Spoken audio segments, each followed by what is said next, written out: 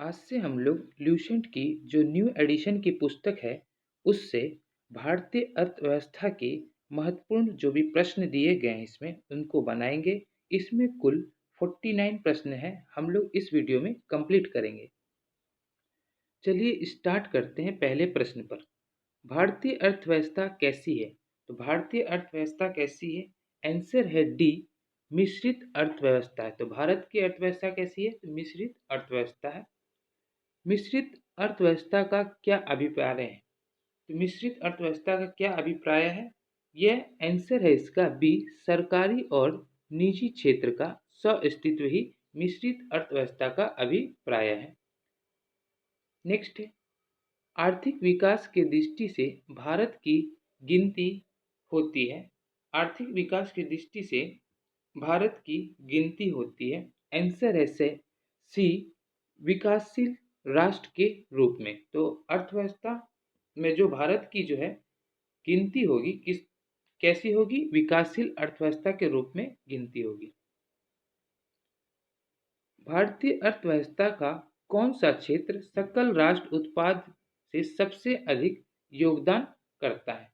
तो कौन सा क्षेत्र है जो सकल राष्ट्र उत्पाद में सबसे अधिक योगदान देता है? वो है, आंसर है सी, तृतीय क्षेत्र। तृतीय क्षेत्र में जो है सेवा क्षेत्र आता है। प्रथम क्षेत्र में कृषि से रिलेटेड जो भी क्षेत्र हैं वो आएंगे, खेती करना। दूसरे क्षेत्र में जो इंडस्ट्रियलाइजेशन आएगा, यानी उद्योगीकरण, उद्योग बनाना, जो भी उद्योग में हम लोग सामान बनाते हैं, कंपनी द्वारा बनाई जाती है, वो हो गया। तीसरे क्षेत्र जो होगा सेवा क्षेत्र, जैसे LIC, ये सब। ओके, नेक्स्ट है, बंद अर्थव्यवस्था, क्लोज इकोनॉमी वो अर्थव्यवस्था है जिसमें क्या पाया जाता है? जिसमें जो है न तो निर्यात होता है न ही आयात होता है। तो आंसर इसका हो जाएगा डी, उसे क्या कहते हैं? Close economy. ऐसी अर्थव्यवस्था को क्या कहते हैं जिसका शेष विश्व से कोई संबंध नहीं होता? तो वैसी अर्थव्यवस्था को क्या कहेंगे? वैसी अर्थव्यवस्था को कहेंगे संवित्र बंद अर्थव्यवस्था। आंसर है बी। यह सत्य होगा कि भारत को परिभाषित किया जाए। यह सत्य होगा कि भारत को परिभाषित किया जाए। आंसर है बी, एक श्रम आधिक्य वाली अर्थव्यवस्था के रूप में भारत को परिभाषित किया जाए। किस देश का आर्थिक विकास निर्भर वि, किस पर करता है? किस देश का आर्थिक विकास निर्भर किस पर करता है? किस पर करता है? आंसर है डी, उपयुक्त में से सभी। यानी भारत का या किसी देश का आर्थिक विकास प्राकृतिक संसाधन पर निर्भर करता है, पूंजी निर्माण पर निर्भर करता है, बाजार का आकार पर निर्भर करता है। या भारत का हो या किसी देश का अर्थव्यवस्था, वो प्राकृतिक संसाधन, पूंजी निर्धारण या निर्माण या बाजार का आकार पर ही क्या करेगा? निर्भर करता है। नेक्स्ट है, वैश्वीकरण, ग्लोबलाइजेशन का अर्थ है। क्या अर्थ है ग्लोबलाइजेशन का या वैश्वीकरण का? क्या अर्थ है? आंसर है सी, घरेलू अर्थव्यवस्था का वैश्विक अर्थव्यवस्था के साथ एकीकरण ही क्या है? वैश्वीकरण कहलाता है, ग्लोबलाइजेशन कहलाता है। वैश्वीकरण ग्लोबलाइजेशन की प्रक्रिया से अभिप्राय है। क्या अभिप्राय है? आंसर है बी, अंतर्राष्ट्रीय व्यापार में बांधों को समाप्त करना। जो भी अंतर्राष्ट्रीय व्यापार में जो भी बाधाएं हैं उसको क्या करना है? समाप्त करना है। वही ग्लोबलाइजेशन कहलाता है, यानी वैश्वीकरण कहलाता है। भारतीय अर्थव्यवस्था के वैश्वीकरण ग्लोबलाइजेशन का अर्थ है। क्या अर्थ है? आंसर है सी, दूसरे देशों के साथ आर्थिक संबंधों पर लगे प्रतिबंधों को यथासंभव से कम करना। मतलब जो भी दूसरे देश के साथ आर्थिक संबंध लगे हैं, उस पर जो प्रतिबंध लगे हुए हैं उसको यथासंभव कम करना ही क्या कहलाता है? भारतीय अर्थव्यवस्था के वैश्वीकरण का ये अर्थ कहलाता है। नेक्स्ट है, भारत की कुल श्रम शक्ति का लगभग कितना भाग कृषि में लगा हुआ है? आंसर है सी, 54%। कहीं कहीं 56% भी मिलेगा तो वो सही रहेगा, तो आप उस पर भी टिक लगा सकते हैं। भारत में अधिकतर बेरोजगारी है, भारत में अधिकतम बेरोजगारी है, आंसर है डी। कैसी बेरोजगारी है? तो संरचनात्मक बेरोजगारी है। कहाँ? भारत में। ठीक है। भारत में बेरोजगारी के आंकड़े एकत्रित और प्रकाशित करता है। कौन प्रकाशित करता है? और बेरोजगारी के आंकड़े तो एनएसएसओ के द्वारा जो है भारत में बेरोजगारी के आंकड़े को एकत्रित और प्रकाशित किया जाता है। आंसर है सी। नेक्स्ट है, भारत में बेरोजगारी की किस्म पाई जाती है। तो कैसी बेरोजगारी पाई जाती है भारत में? इसका आंसर है डी, इनमें से सभी। यानी भारत में जो बेरोजगारी है, ग्रामीण अल्प बेरोजगारी है, ग्रामीण अल्प बेरोजगारी है या रोजगार है, चक्रीय बेरोजगारी है, ये रोजगार लिखा है, या संरचनात्मक बेरोजगारी है। तो यहाँ बेरोजगारी हो जाएगा। ठीक है। ग्रामीण अल्प बेरोजगारी है, चक्रीय बेरोजगारी है और संरचनात्मक बेरोजगारी है। कहाँ पे है ये बेरोजगारी ऐसी? भारत में है, याद रखिएगा। नेक्स्ट है, कृषि में मूलतः किस प्रकार की बेरोजगारी की प्रधानता देखने को मिलती है? तो कृषि क्षेत्र में कैसे बेरोजगारी देखने को मिलती है? आंसर हो जाएगा अदृश्य बेरोजगारी, जिसे हम देख नहीं पाते हैं उसे कहते हैं अदृश्य बेरोजगारी। तो वैसी बेरोजगारी जो है कृषि क्षेत्र में हमें देखने को मिलती है। नेक्स्ट है, कृषि में बेरोजगारी का स्वरूप देखने को मिलता है। कैसा मिलता है? तो आंसर है इसका डी, संरचनात्मक बेरोजगारी, मौसमी बेरोजगारी और घर्षणात्मक बेरोजगारी। ये बेरोजगारी कहाँ देखने को मिलता है? कृषि में देखने को मिलता है। नेक्स्ट है, प्रच्छन्न बेरोजगारी का अर्थ है। क्या है प्रच्छन्न बेरोजगारी का अर्थ? आंसर है डी, आवश्यकता से अधिक लोगों का कार्यरत करना ही प्रच्छन्न बेरोजगारी है। जहाँ कम लोगों की जरूरत है वहाँ अधिक लोग कार्य कर रहे हैं, तो उसे क्या कहेंगे? प्रच्छन्न बेरोजगारी। ओके, कई बार पूछा भी गया एग्जाम में।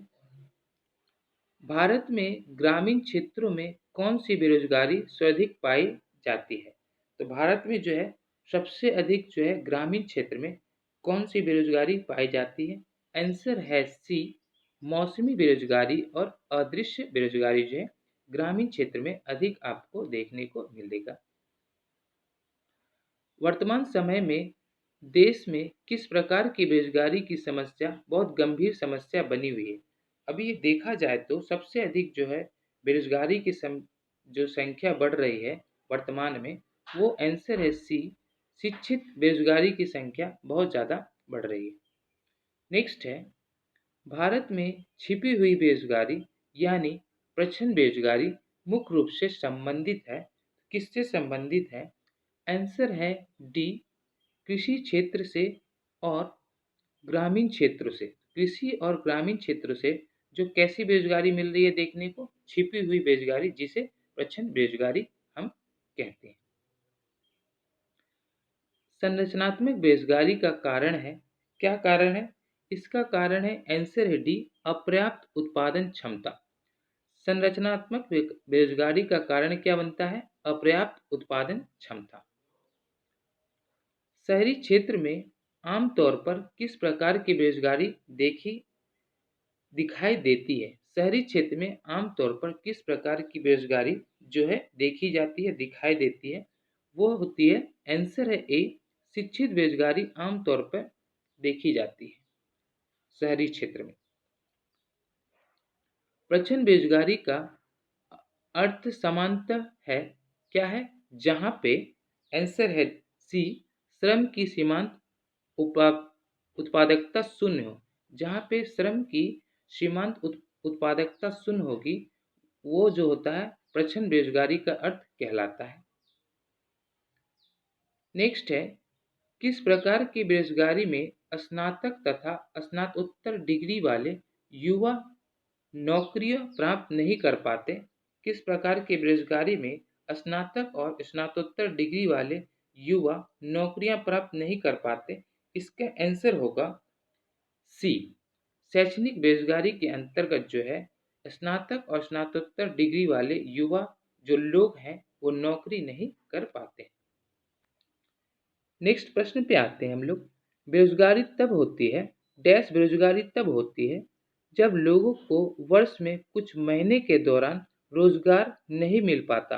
आंसर हो जाएगा इसका सी, मौसमी बेरोजगारी। तो मौसमी बेरोजगारी तब होती है जब लोगों को वर्ष में कुछ महीने के दौरान जो है रोजगार उन्हें नहीं मिल पाता है। ओके। प्रकलन बेरोजगारी को किस नाम से जाना जाता है? प्रकलन बेरोजगारी को हम लोग अल्प रोजगार के नाम से जानते हैं।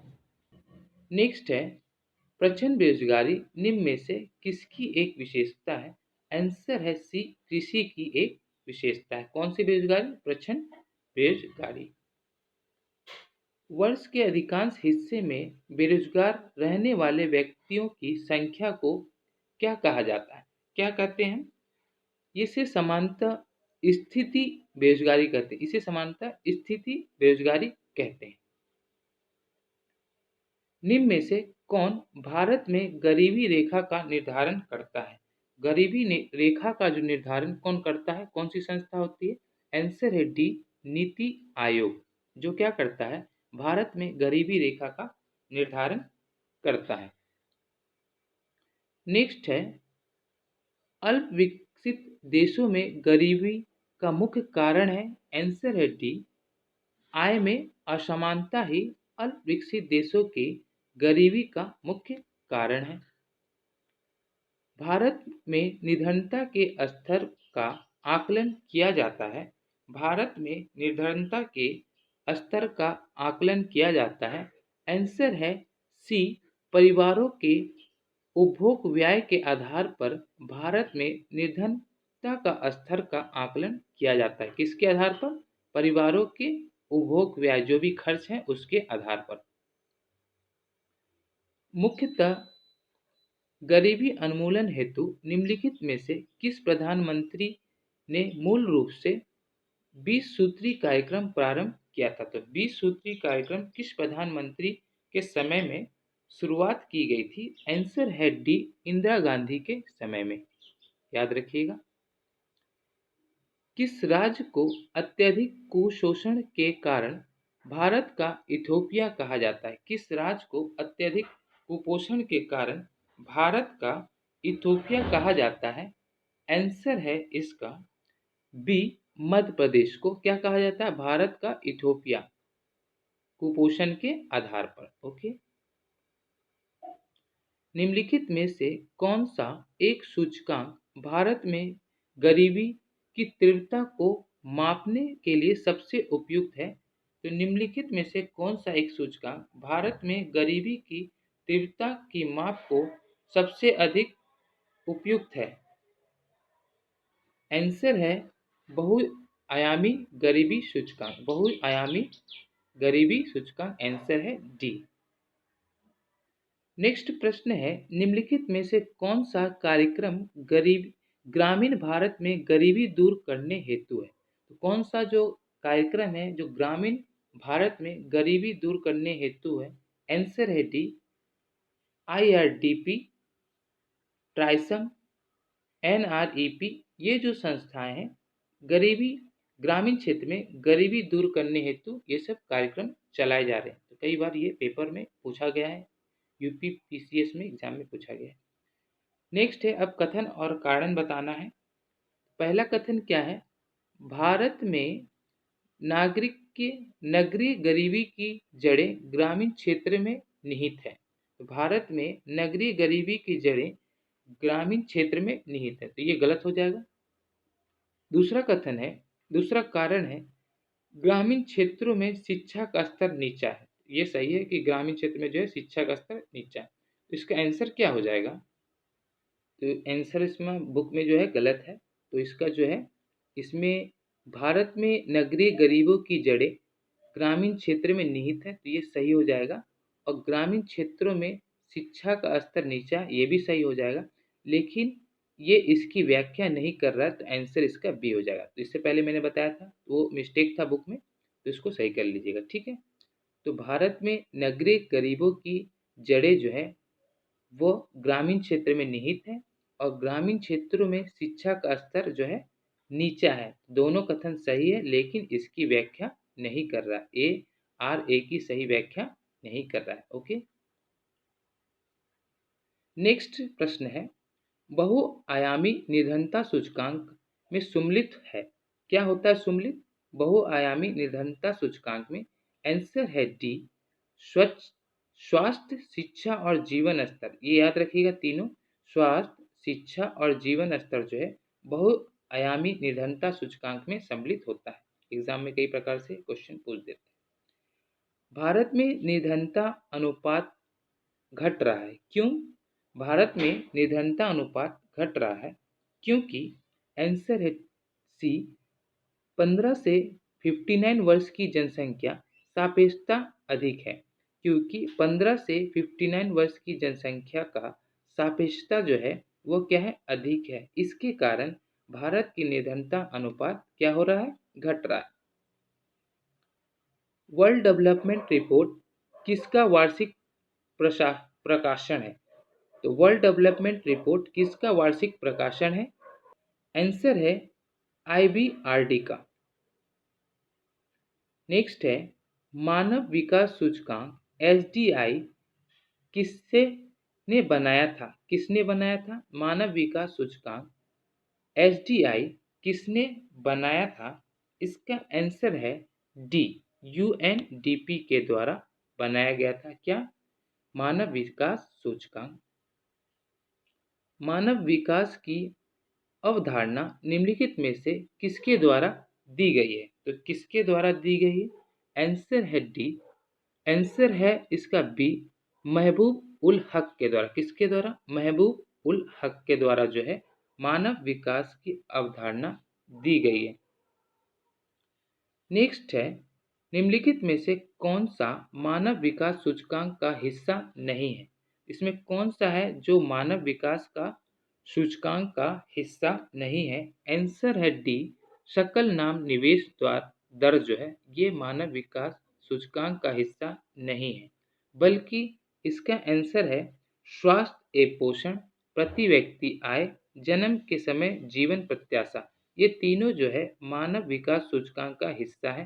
तो यूपी पीसीएस में पूछा गया था 2009 में। तो ये प्रश्न कई बार पूछे जाते हैं, तो इसको ध्यान रखिएगा कि मानव विकास सूचकांक का हिस्सा कौन कौन है। तो याद रखिएगा, स्वास्थ्य एवं पोषण, जन्म के समय जीवन प्रत्याशा, प्रति व्यक्ति आय।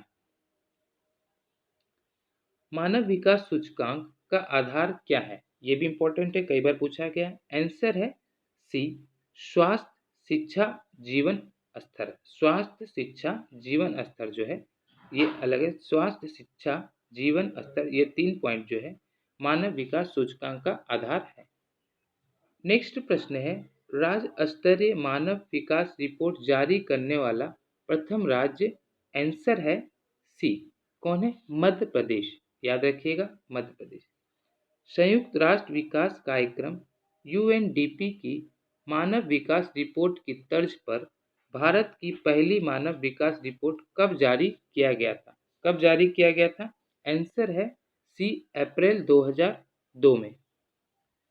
नेक्स्ट है, UNDP की मानव विकास रिपोर्ट में भारत को किस श्रेणी में रखा गया? तो भारत को UNDP की मानव विकास रिपोर्ट में किस श्रेणी में रखा गया?